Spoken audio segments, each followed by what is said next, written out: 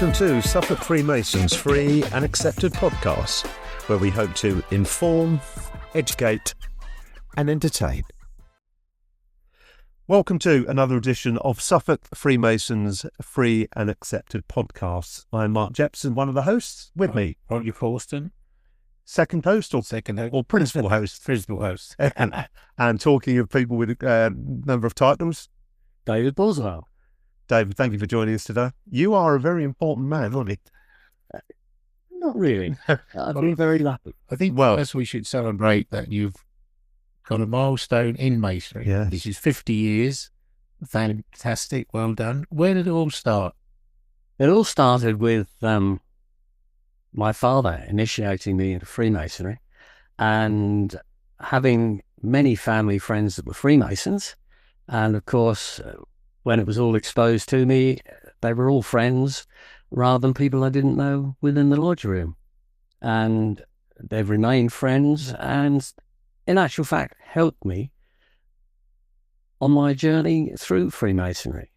Because what was nice, you were saying, your father hadn't been through the chair. He was an organist. Yes, he was. Somebody dropped out. He became, because you said your father would tell you when it was the right time to join. Correct. I didn't join when I was 21, and this is giving the age away. But I joined a little later, basically when Dad went into the chair. Yeah. And the lodge wanted to get him through the master's chair because he'd been a member since 1939. And basically, apart from the war years, had played the organ for the lodge and many other lodges throughout Suffolk. And many of the Freemasons that attended were, of course, family friends, as I mentioned, and family friends for many years. And I'd met many of the secretaries through printing, of course, for their summonses for the lodges. And they always inquired as to when was I going to join, and those magic words were, when my father invites me. So A little bit different to today. It is. Yeah. It is. Because your career, you joined Corinthian Lodge, I joined Corinthian Lodge, which was my father's and my grandfather's lodge. which was lovely. Which How far do you though go back to the family, the Boswell name in Corinthian Lodge? Then? it goes back to I think the early days when Grandad joined would be 1930. Blimey, so it won't be far off 100 years. Corinthian started in 1905, and I think they were family friends then of Grandad. And I can't trace any further back of any of my relations being Freemasons, but it was an integral part of life. So in 2030, which my word isn't that far away, we need to be looking at your celebration of 100 years of family, the Boswell family Yes. of Corinthian. Oh yes, it would easily be that. Yeah. And how many families would have that? No. Never even thought of it. No, I don't know it. But that would be a hell of an achievement, wouldn't it? Well, it would be. I'll have to have a little look. We expect you to go away. Yes, I'm going to do some work on that. But I think I can find out. But unfortunately, UGLE doesn't have records back that far. But I most probably do. Yeah. So Yeah. Well, perhaps you can get your very understanding wife Jenny to do some research for you, because you're never at home, are you? no, give her a lot of time and searching through various volumes of bits and pieces of the Boswell history. But I think that would be my sister that would do that. She is an archivist and was an archivist for Harrow College. So she has the family history, which I'll inquire about and come back to you. Come back. Because I mean, that'd be really interesting in itself, because we start to record the number of orders that you over the years have been involved in, and it's incredible. It's one or two. It's been quite a Masonic journey. It's been, isn't it? So if you can just do a brief overview of, where you went from then to the province. And I was very lucky and privileged.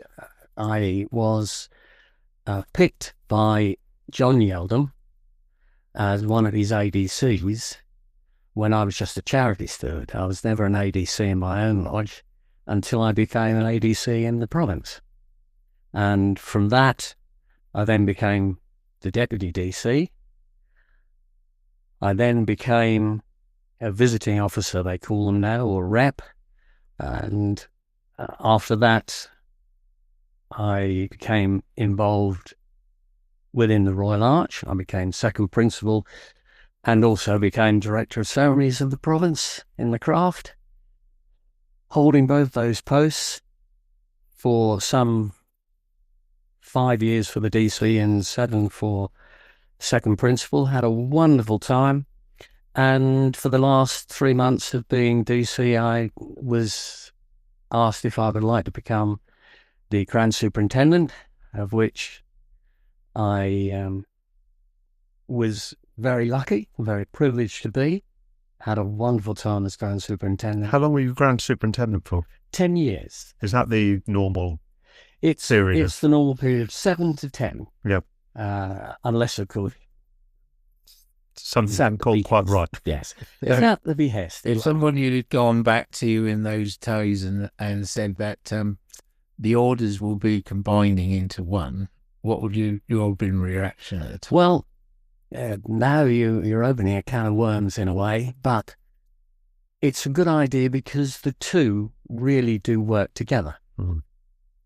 The fact that you had 2 different heads worked well in Suffolk, but it all depends on the heads that you have. Ian and I had a great time together. Before Ian, it was Barry. Mm-hmm. And I think Suffolk was in a good place. It's in a good place now. Freemasonry has to move forward. And we really, as the Royal Arch and the craft are really intrinsically linked, it is a hard job for our new Provincial Grand Master, Grand Superintendent, because he has a lot to do. Mm. But he's doing it extremely well. He has to, in my opinion, rely heavily upon his deputies, because he's a working man, and like many of us, his time is restricted. Mm.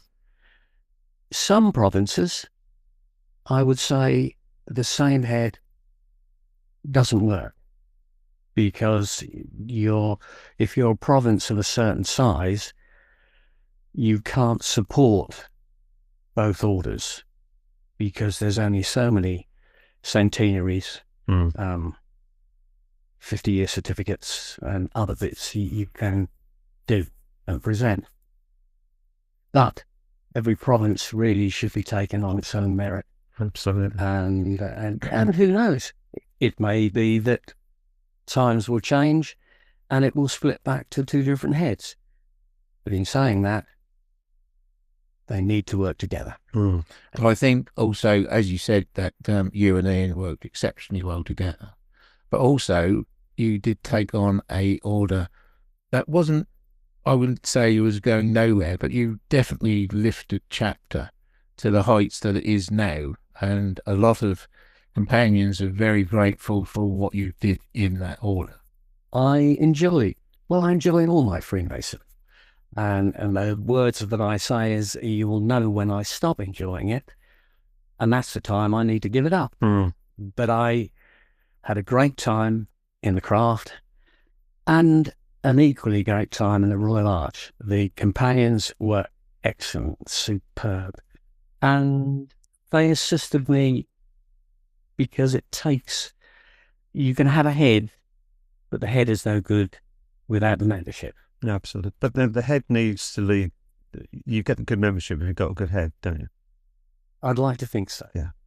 You're being too modest. I think but you do need somebody who certainly the current PGM, yes, under Ian, he was a bit of a legend, wasn't he? Because he was everywhere, but he was a man's man, I would say. But he led in a style that a lot of people like. Yes. And Jonian's got his own style, and he's going to deliver it the way, and he's doing, to me, a very good job. It's those fabulous words that many people say, as I said, how do you follow that? how do you follow your predecessor? And I got told, you will make your own mark. Yeah, We're absolutely. talking about mark. I was going to say, lovely link. A great link into there, because what are we now? Like, Well, as one door closed in the Royal Arch, another one opened. And on, 2021, I became the Provincial Grand Master of the Mark degree of East Anglia, and of course, which oversees the Royal Arch Mariners as well. They're very much linked together, but are two separate orders. but that's right in saying that you can't have a mark, you can't have a ram on its own. It has to be linked to a mark. A Royal Arch Mariner Lodge is, as it states, it's all round the arc, and you must be affiliated, or they must be affiliated and take the same number. They have to be moored to a mark lodge, so basically attached. And it seems to be going well. The area obviously is Suffolk, Cambridge and Norfolk, which is quite a I was large going to say, province. how many members, do you know the numbers? Yes, there's 888. I think we border around the 900, Right.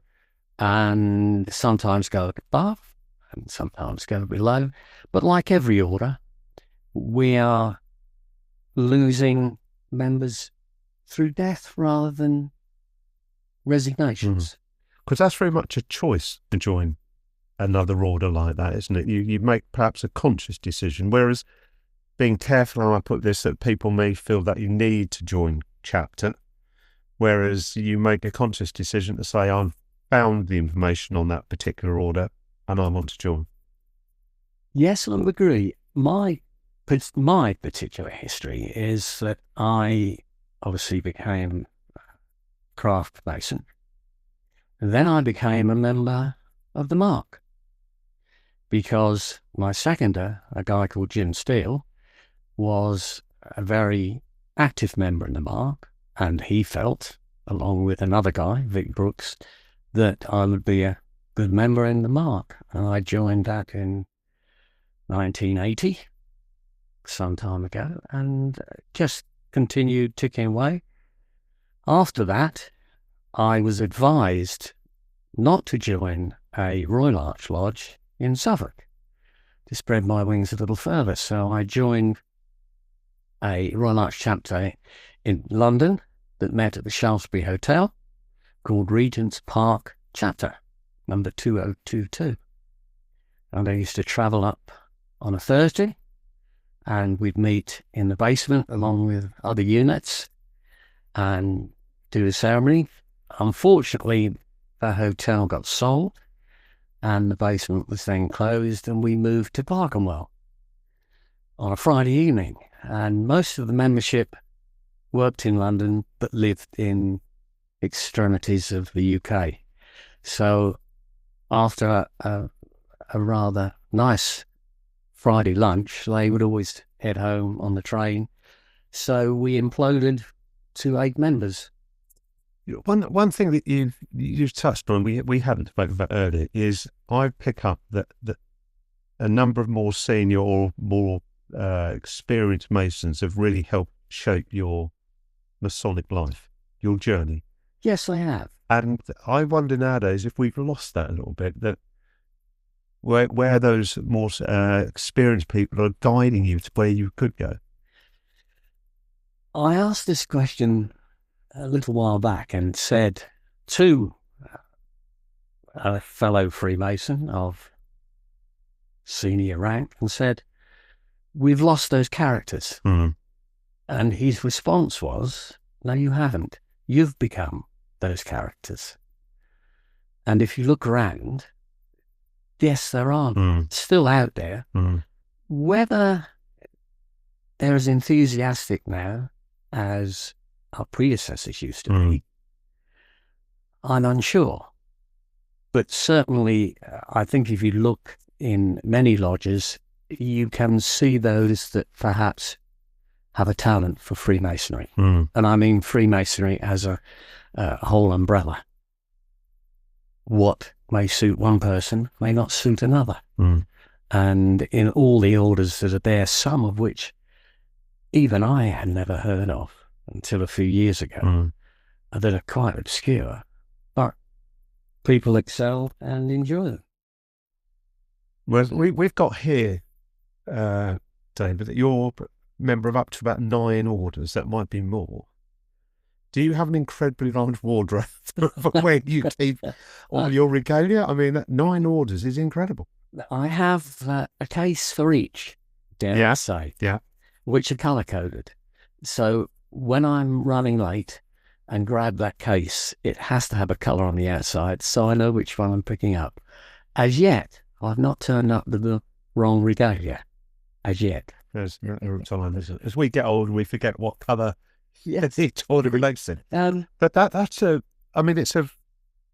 we were talking about this why we spoke to you about your lovely wife Jenny, that how patient she must be, because you're out at least 3 nights a week, sometimes 4 or 5. Yes, I've always asked whenever an appointment or a obligation had appeared and said, "Are you happy with this?" And she has been great support. She only ever knew me as a Freemason, although we've been together for many, many years. She knew me and knew that I enjoyed Freemasonry from day one and has supported me. And it is, yes, 4 or 5 nights it can be quite easily. And also day ones as well. So there's meetings in the day, but that's the opportunity to get the remote control, isn't it? That's what most. I think television and I are a non-performer because I just don't get time. Yeah. And if I do get time, unfortunately, the head is in a particular book of different colours. So talking about time, we understand that there's a new challenge for you, which is global rather than as a local. So I've been offered the head of an order which is called the Masonic Order of Pilgrims Preceptors, which I joined many years ago because it was affiliated to the Royal Arch, and because I had a love of the Royal Arch, it fitted in with my Masonic journey and perception. It's an order that gyrates around the Royal Arch and tells a little bit more of the progression of the story. And I've been like the junior warden for some years of it. Then 3 years ago, I became the assistant Grand Master and was invited at the end of last year if I would consider becoming the Grand Master. Of course, I then went home and said, "What do you think about this?" Flowers in hand. And hence, the end of June, I'm being installed as the Grand Master. And where is that? Is that in Queen Street? It's at Leicestershire, at 80 London Road, which is a nice centre, because we try to pitch somewhere central, although Leicester is not. It's the easiest for a train station, which is literally 100 yards up the road, because it's from, it doesn't go into Scotland yet, but it's from the north to the south, the east to the west, and the conclaves are spread quite a way apart and also abroad. America wants to expand drastically, but it's in the Mediterranean, in Malta, in Greece, and it seems to be enjoyed. So if your lovely Jenny says, you say, "Oh, lovely Jenny, I'm thinking of a holiday to Malta," does she automatically think there's an alternative motive to that? No, I think how it starts is there's a unit being consecrated in Malta. Do you want to come? So you do it quite openly. It's fairly easy. Break the holiday. The computer is open and free for viewing. but a lot of these units want to be consecrated, and not unfortunately, it has to be done from basically the UK, right? Because it's a sovereign order still. And although things may change, it's like Freemasonry in general. You move forward, hopefully, and not backward. Because also tonight, which is end of April, so this won't go out until May, but tonight you are becoming the master of Laconic Lodge. I certainly am. So you're a glutton for punishment. I think it's the hand on the shoulder and not knowing that word no. But it's great that you still want to be actively involved at a craft level. Yes, I enjoy the craft. I have made so many friends in Freemasonry all over the world, and it is very universal. The idea of becoming master of Laconic was rather nice, of the honour being requested, and I'll do my best. I enjoy anything that happens in the craft, and if I can and have the time, I'll do whatever I can still for the craft, and it works from there onwards. And it's amazing how much certain parts of the ritual are used in other orders. Do you still remember ritual? How easy is it nowadays? Because when we're all younger, including you, Roger, we find ritual in the main a lot easier to remember, don't we? I find ritual now a lot more difficult because there's so many other bits of ritual floating around in this brain somewhere. Yes. And you can easily, I'm sure everyone goes down that route, that you can suddenly go off at a tangent.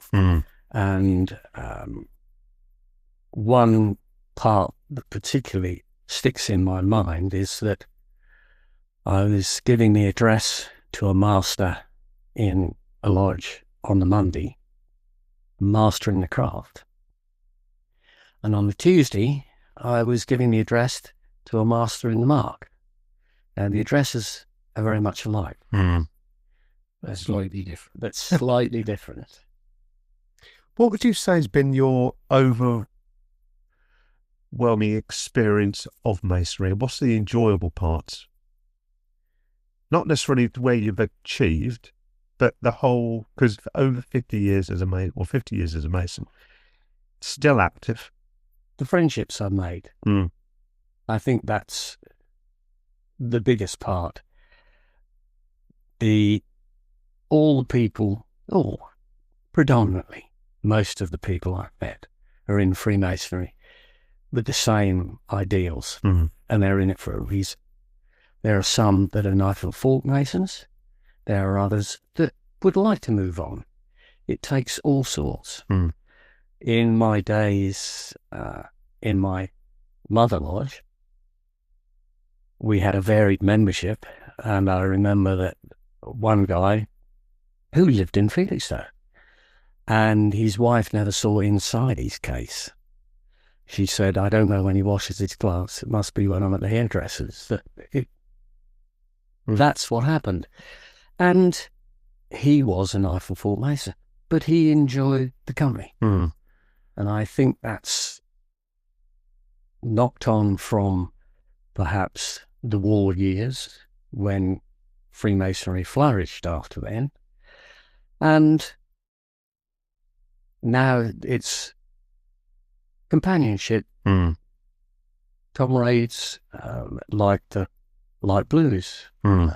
There's an association there that all mix in and enjoy. Yeah.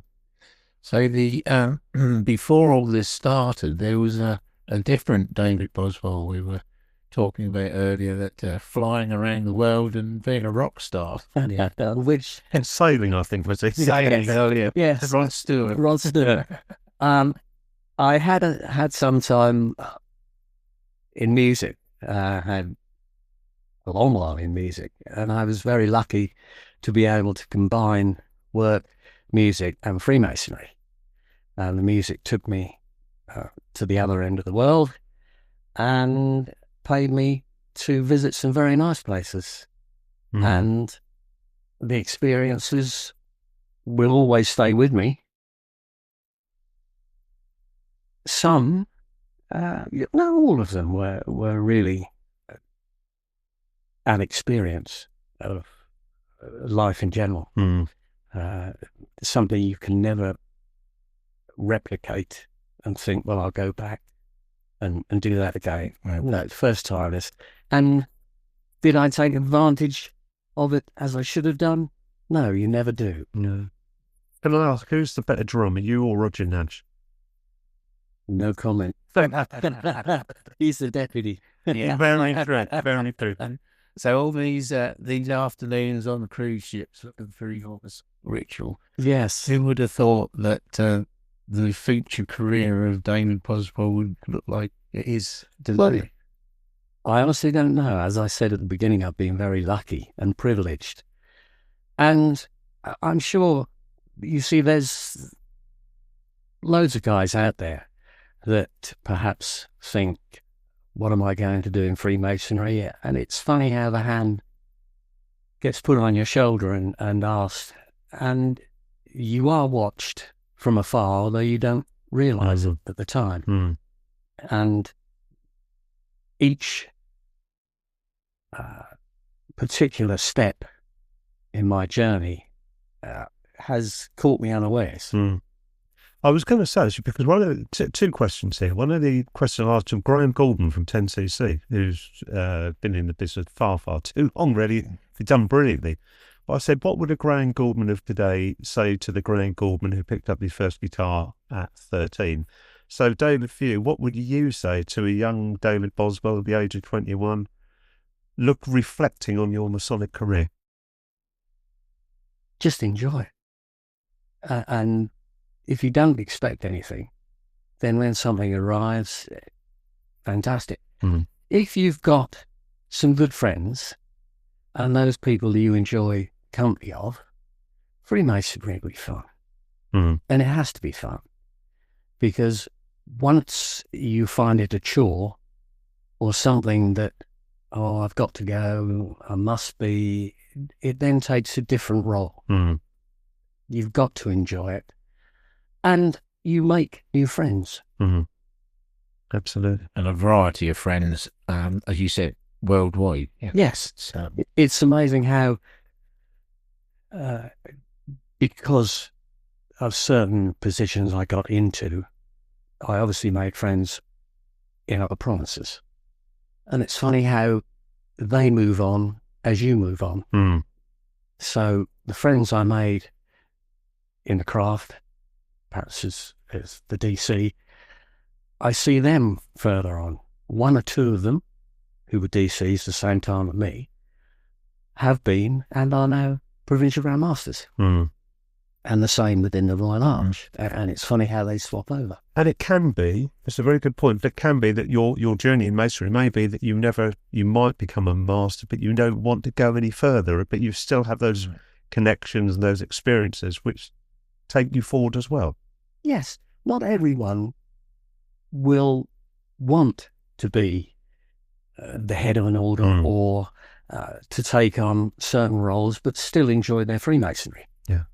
And not everybody accepts the role of Provincial Grand Master or Grand Superintendent, because time, circumstance, and money. Yes. And when you're looking at finding somebody to fill a particular role, whatever role that is within your own province or within an area, you have to take that into account. Yeah. The last thing you want is somebody getting divorced because Freemasonry has taken up too much time, or for them not to have enough money to do and get themselves in debt because they're trying to keep up with everybody else. So it is a big picture. and very difficult when picking people for jobs. Yeah. I think you raise a really good point, actually, that enjoy your Masonic career. Don't look for advancement, because as you really alluded to here, if not that's whether you've got the skills, but if you've got the passion and the interest and just that natural character, that you will be picked if that's what they want and that's what you want. But the most enjoyable thing from this is enjoy your Masonic career. Certainly. Exactly. I always remember that our good old Bob Tile as PGM, one evening he said to me, we must get the message to the youngsters. There's 3 steps in masonry. There's masonry, there's the family, and work, but not in that order. No, correct. It's a reverse order. Yeah. And the problem is the youngsters tend to put masonry first sometimes, and then unfortunately we do have the marriage breakups. Yeah. But the most enjoyable thing is that we have to enjoy Freemasonry. Well, and bottom line, whatever you put into it, you'll get some. David, can I thank you so much for coming along to today, and congratulations on 50 years. Thanks. You can invite me back. That's exactly. If we're all about, you're on. That's been David. David, thank you very much.